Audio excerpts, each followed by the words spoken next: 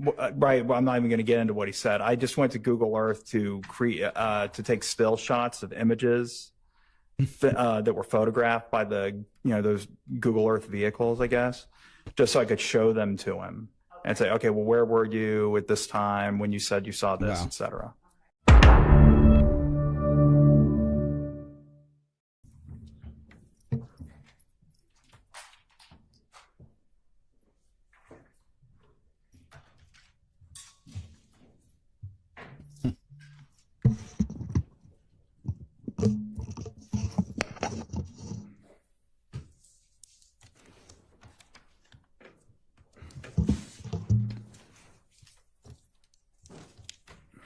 Oh, I didn't like the video for Law and Crime. That's why. Good morning, Jerry.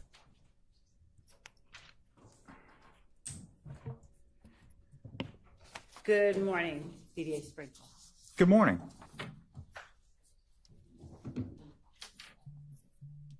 Yep, here we go.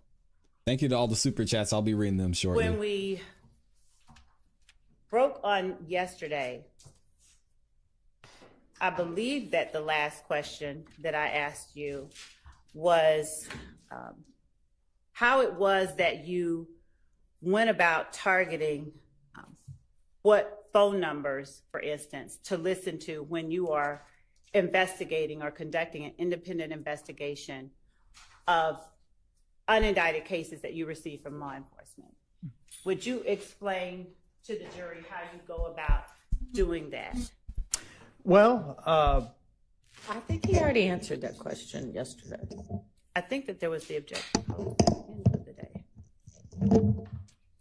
So I think that was, he had not completed his response. My understanding is that he did, and so I'm going to object on asked and answered. He said, thank you, Judge Whitaker. You're not sustained. Oh, man.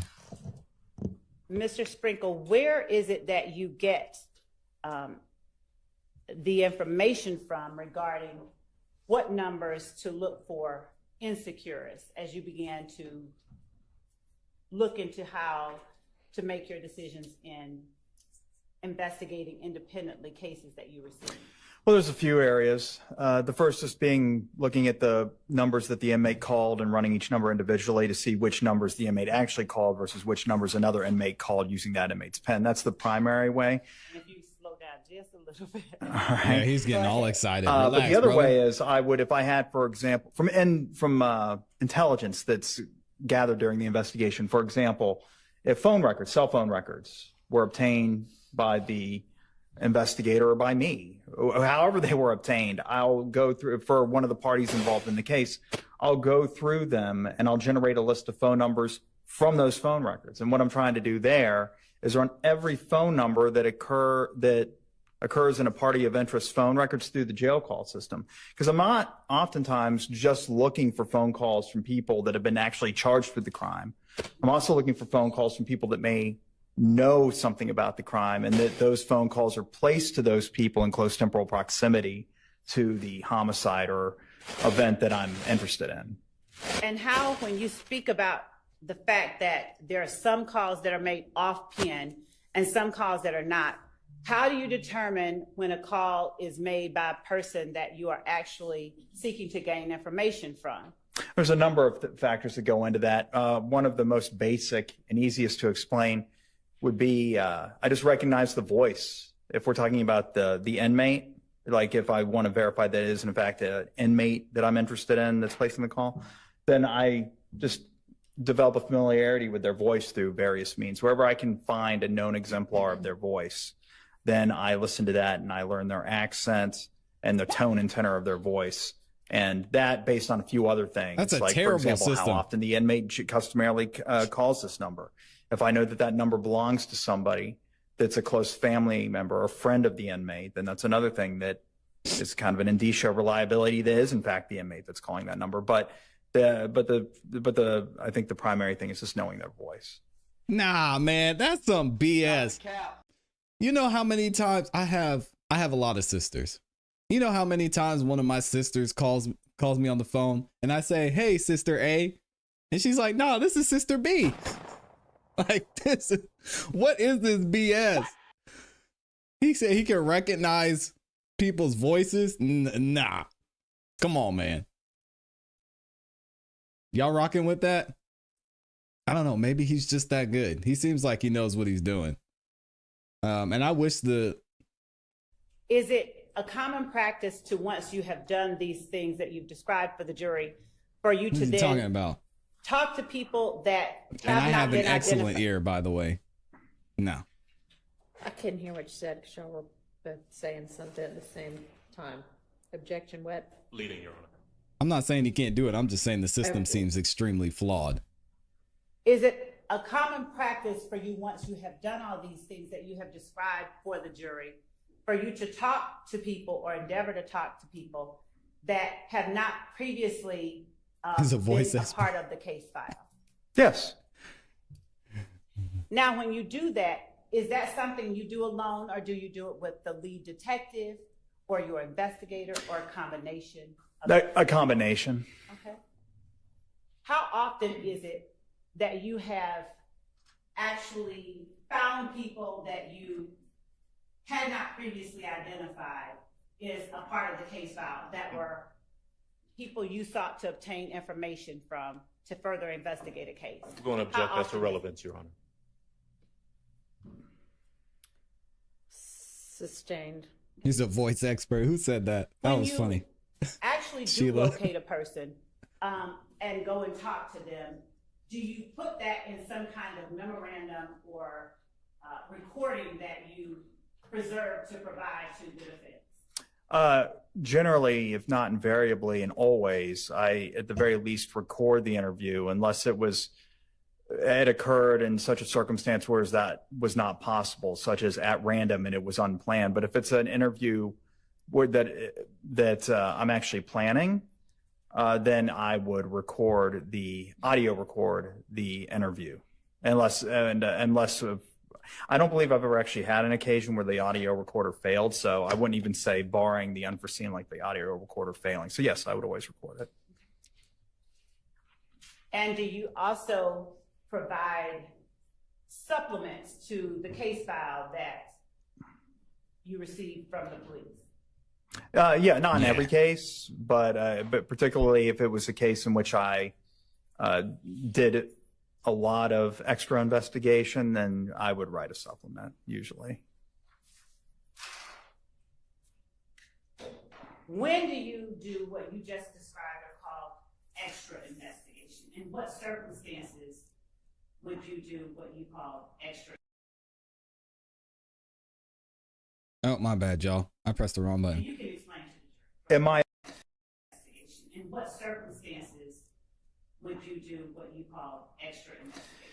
Well, if it was And you can explain to the jury. in my estimation, if the case needed more investigation, if it needed extra investigation, if after reviewing the case file, I found that the evidence was lacking and that it wouldn't be appropriate to present the case to a grand jury, let alone take it to trial, then I will conduct a quote unquote extra investigation, as I called it, hoping to find more evidence to make the case better or otherwise dispose of the case appropriately.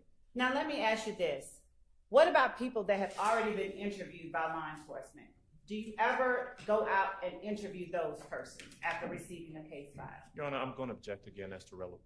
You want to be a police officer. Go ahead and move on to more targeted questions, please. When you receive a statement of a purported witness in a case, do you take the statement given to you in the case file as all that witness has to say, or do you ever endeavor to I'm go gonna speak object to with them leading, Your yourself? That's Sustained. super leading. Come on now. Ask him how does he handle. Do you do anything with the witness statements that you receive in your unindicted cases that you get from law enforcement? Objection, relevance. Your Honor, that goes directly to his practice, his Jeez. way of conducting investigations into the cases that he then makes other decisions for, and it goes to Yeah, they're ready to get him. how it allows the jury to gauge his practice, his Counsel approach, please. Oh, she's about to get Miss Love. She's about to get her and say, listen. They're about to end this guy. Get your questions together. Why don't she just ask him, when you get a witness testimony, how do you... Man. You worked with Detective Thorpe on the case involving the murder of Donovan Thomas Jr. I did. And in working with Detective Thorpe, do you recall when it was that you received the police file from the Atlanta Police Department? It would have been late 2015 or in early 2016. Did you document when you received the case file from Detective Thorpe in a memorandum or report that you provided as part of the case file? Yeah, it'd probably be this report. Don't hold it up. Don't hold it up. Well, anyway, this report right here that I brought to the stand, the 140-page one. 140 pages? Yeah, I Let's believe go, that's how many Randall. pages it is. Okay. Yep, 140 pages. And did you, would you look at that if you need to refresh your memory about when it was that you received the case file from the Atlanta Police Department? Yeah, right here, in fact, January 2016. It's the first 4 words of the report. All right. Once you received the case file from Detective Thorpe, without going into what was said by this person, did you notice a witness or identify a witness that you wanted to speak with further? I did. Who was that person?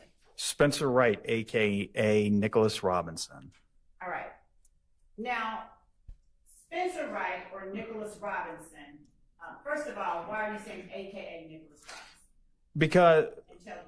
well, that was a name he provided contemporaneously with an October or a September 2015 arrest, I believe. Of himself or someone else? Of himself. All right. And is that person a person who had a statement already inside the case file you received from the Atlanta Police Department? He did. All right. So if there was a statement by that person already inside the case file, why did you want to speak with that person? Or did you want to speak with that person again? I follow-up questions. Say that again? I had more questions, follow-up questions, other questions that after reviewing the case file that I had that hadn't been previously asked by the Atlanta Police Department. I can tell you right now, the APD probably can't stand this dude. I see y'all cooking him in the chat. He's probably, oh man, telling them how to do their job. And is it common when you have We all know the questions type. that haven't been answered in your regular course of reviewing cases to locate those persons to ask them more questions? Yes. Objection, relevance. Overruled.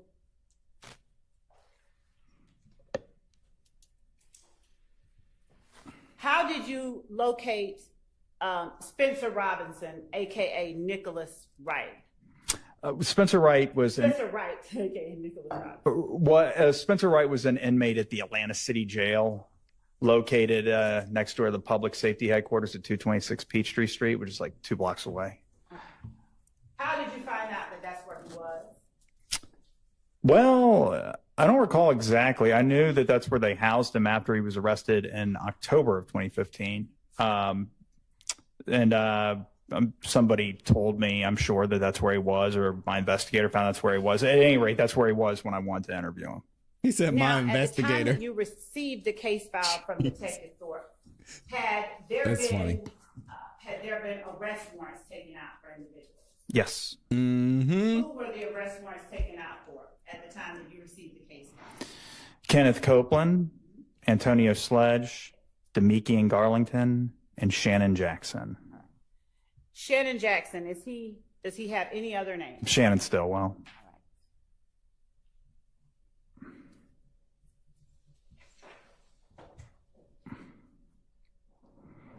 And when you received the case file, did the case file have in it more than a written request In other words, did it consist of audio interviews, surveillance, anything like that? It did. It has surveillance video, had a written report drafted by the lead detective, among other things. But the key things were the written report drafted by Detective Jim Thorpe Jr. of the Atlanta Police Department, the surveillance video that depicted the incident, another surveillance video from a gas station. I believe I had that in the initial case file as well.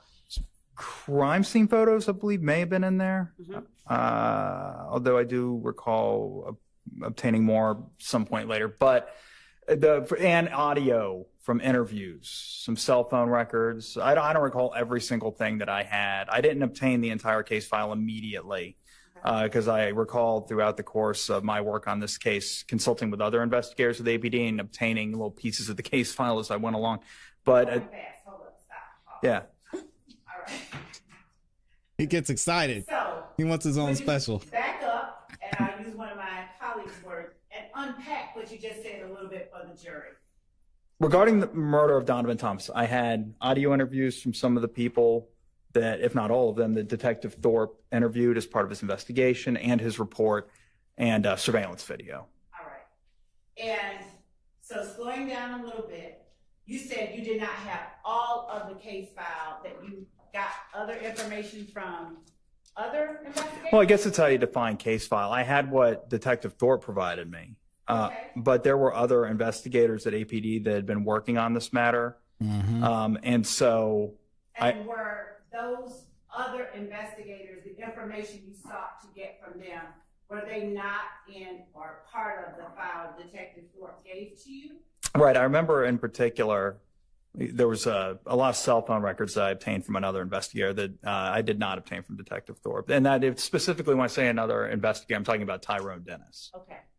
He was putting all the pieces together for them. Dang. Now, if you would, slowing down a little bit more, if you would, please tell the jury how you determined that Detective Dennis had information of interest to you in this case. Well, I went out to the field. You know, I signed out on a cruiser and I went to Woody's residence. And I found a shell casing sitting on the ground. And I determined, maybe we need some further investigation on this. Oh, this guy is hilarious. Let's see what he says. Well, I met with Detective Dennis sometime in, I believe it would have been January 2016, sometime in early 2016. After further investigation. Detective Thorpe?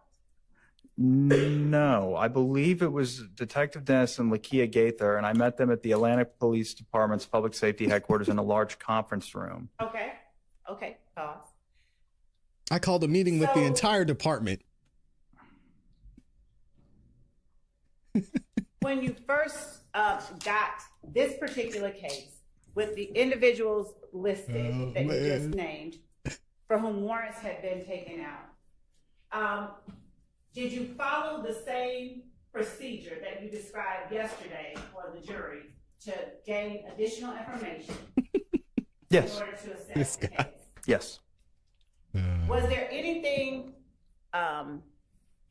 that you knew personally about any of the people for whom warrants had been taken that made you decide to go out and seek additional information in this case? Are you asking me, do I personally know the defendants, the people that the police charged? Yes. No, I did not know them. He's helping her ask questions too. Man, this guy does it all. Did you have, He's gonna be the mayor one did you day. know when you got the case file when it was that Detective Thorpe had talked to Spencer Wright? It would have been in October of 2015 on the night of his arrest.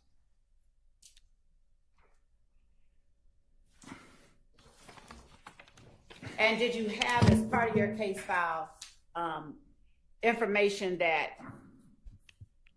immediately after talking to Spencer Wright or Nicholas Robinson, that Detective Thorpe took out the warrants for the persons you just named? So Spencer Wright was arrested on October 19th, 2015, the same being the night that Detective Thorpe, among others, interviewed him. And the warrants, and please correct me if I'm wrong, but I don't think I am, were taken out October 20th, 2015. For the four defendants that I referenced earlier for the murder charges. Where did you have surveillance video from in the file that Detective Thorpe gave you? So there was a surveillance, or from what I recall, 2 surveillance cameras mounted on the barbershop located at 330 McDaniel Street. And then you went about maybe 100 or 100, maybe not even 100 yards away. There was a gravel lot and then a street. There's a Texaco station, McDaniel and Northside Drive. And I had surveillance images from that station. Were you personally familiar with that location? Have you gone out and personally seen it? Yes, I've been to that location before, yes. After you got Detective Thorpe's file, did you find yourself out there again, or did you go use what you had to make any kind of determinations? Yeah, I drove by there a couple of times, a few times, as I looked over the case just to get the lay of the land, because you can only see so much from Google Earth. All right, so backing up, when you say you drove by there a couple of times, did you just like drive down the street, or did you stop? What did you do? I drove down the street. I would stop and I would just take a look at the lot just to get a kind of, rather than the 2D perspective that you would get on, like I said, Google Earth. I wanted to just kind of see where all the buildings were situated and that kind of thing. I mean, I didn't get out and like linger around, get out of my car and like linger around or anything like that. I didn't really see any reason to do that. But yo, did I just call it? Did he say he went out to the crime? Hold on a second. Hold on. What did he say? Did he say he went out to the scene? Images from that station. Were you personally familiar with that location? Have you gone out and personally seen it? Yes, I've been to that location before, yes.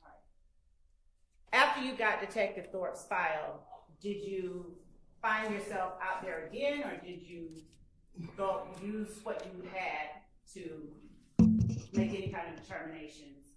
Yeah, I drove by there a couple of times. I told y'all. I told you. I called this. That man, he got him a cruiser. He signed out a cruiser. And he said, yeah, I need to do a little bit more investigative work on this. And he drove out to the scene. Make any kind of determinations? Yeah, I drove by there a couple of times. Crazy. A few times as I looked over the case just to get the lay of the land, because you can only see so much from Google Earth. All right, so backing up, when you say you drove by there a couple of times, did you just like drive down the street, or did you stop? What did I you told you. I drove down the street. I would stop and I would just take a look at the lot just to get a kind of, rather than the 2D perspective that you would get on, like I said, Google Earth. I wanted to just kind of see where all the buildings were situated and that kind of thing. I mean, I didn't. This is the dude that class is over, and he's like, teacher, you forgot to give us our homework assignment. Didn't get out and like linger around, get out of my car and like linger around or anything like that. I didn't really see any reason to do that. But yeah, I did like survey the crime scene.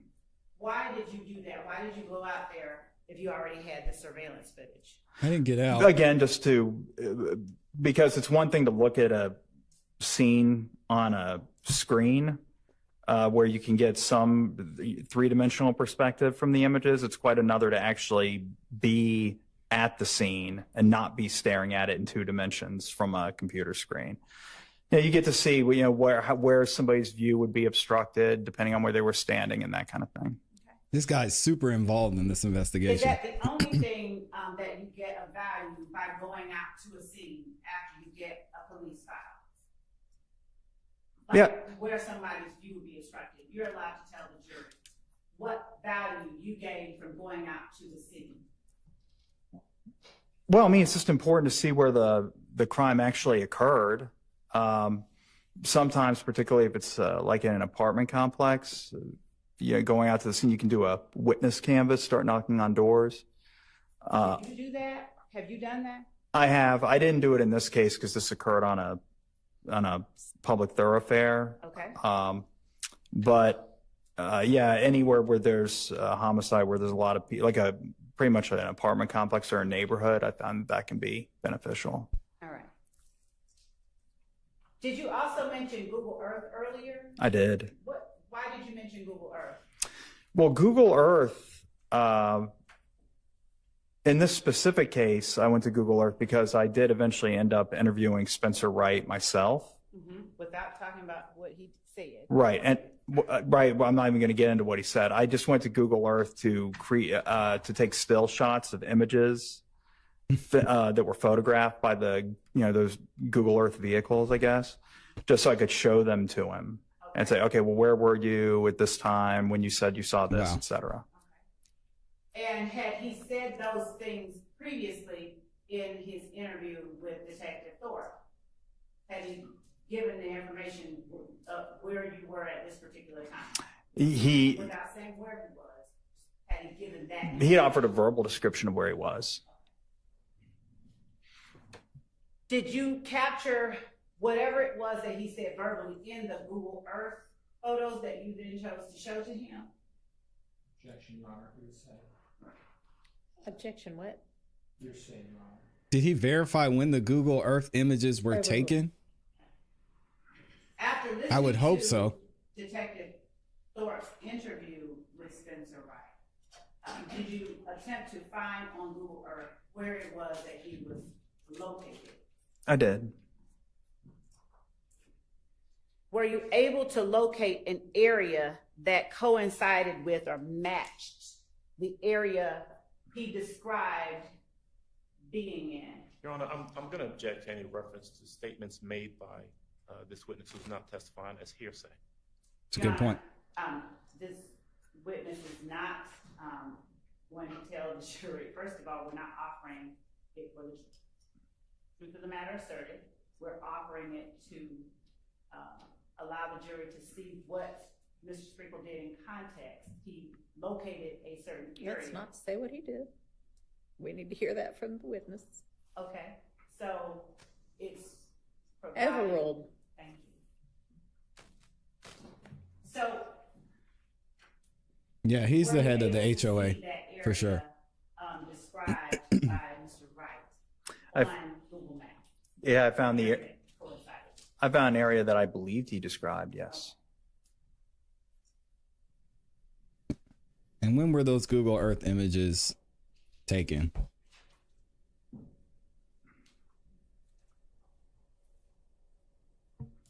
Why were you looking for the area where Mr. Wright described? Well, specifically, because the area that I believed he described was also captured by the surveillance camera that captured the incident. Okay. So if Mr. Wright was where I believed he was based on what he said, then it would be in the surveillance footage. I would see him, or a human-like figure. Given the clarity of the surveillance footage, it wouldn't have been sufficient to actually make out his face, but I would have at least expected to see that. Did you see Mr. Wright or a human-like figure in that area you were looking at on the surveillance footage? I did not.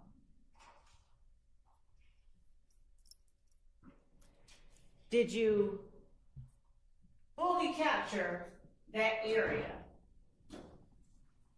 on the still shots that you took down to show to Mr. Wright? I did. When did you meet with Mr. Wright?